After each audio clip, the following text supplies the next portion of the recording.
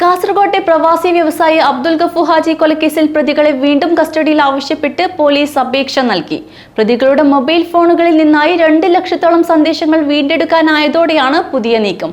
കേസിൽ കൂടുതൽ പ്രതികളുടെ പങ്ക് തെളിഞ്ഞേക്കുമെന്ന് പ്രതീക്ഷയിലാണ് അന്വേഷണ സംഘം. പ്രവാസി വ്യവസായി പൂച്ചക്കാട് ഫാറൂഖിയ പള്ളിക്ക് സമീപത്തെ ബൈത്തൂർ ഹമയിൽ MC അബ്ദുൽ ഗഫൂർ ഹാജിയെ ചുമരിൽ തലയിടിപ്പിച്ച് കൊലപ്പെടുത്തിയ കേസിലെ പ്രതികളുടെ മൊബൈൽ ഫോണുകളിൽ നിന്നായി അന്വേഷണ സംഘം കണ്ടെടുത്തത് 1.42 ലക്ഷത്തിലേറെ സന്ദേശങ്ങൾ. പ്രതികളുടെ ഫോണുകളിൽ നിന്ന് നീക്കം ചെയ്ത നിർണായക വിവരങ്ങൾ സൈബർ സെല്ലിന്റെ സഹായത്തോടെയാണ് പ്രത്യേക അന്വേഷണ സംഘം വീണ്ടെടുത്തത്.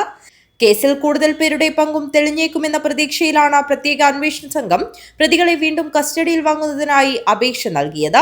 കൊലപാതകം നടന്ന വീട്ടിൽ നിന്ന് 596 പവൻ സ്വർണ്ണാഭരണങ്ങളാണ് കാണാതായത്.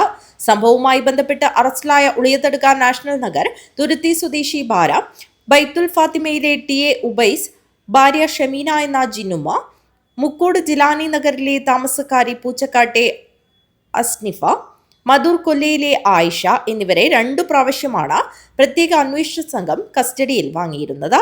പ്രതികളുടെ സഹായികളായി പ്രവർത്തിച്ചവരുമായി അയച്ച സന്ദേശങ്ങൾ ഡിജിറ്റൽ തെളിവായിട്ടാണ് അന്വേഷണ സംഘം ശേഖരിക്കുന്നത്. കൊച്ചി, കോഴിക്കോട്, മലപ്പുറം എന്നിവിടങ്ങളിൽ പ്രതികളെ എത്തിച്ച് തെളിവെടുക്കാനുള്ളതിനാൽ 5 ദിവസത്തേക്ക് വീണ്ടും കസ്റ്റഡിയിൽ ആവശ്യപ്പെട്ടാണ് അപേക്ഷ നൽകിയത്. ഈ മാസം 20-നാണ് കേസ് കോടതി പരിഗണിക്കുന്നത്. ഇതേ ദിവസം പ്രതികൾ സമർപ്പിച്ച ജാമ്യ ഹർജിയും ഇതേ ദിവസം പരിഗണിക്കും. 2023 ഏപ്രിൽ 14-ന് പുലർച്ചെയാണ് അബ്ദുൽ ഗഫൂർ ഹാജിയെ കിടപ്പുമുറിയിൽ മരിച്ച നിലയിൽ കണ്ടെത്തിയത്. കാണാതായ സ്വർണ്ണാഭരണങ്ങൾ ഇതുവരെ 117 പവൻ മാത്രമാണ് കണ്ടെടുക്കാനായത്. News bureau, Kanhangad.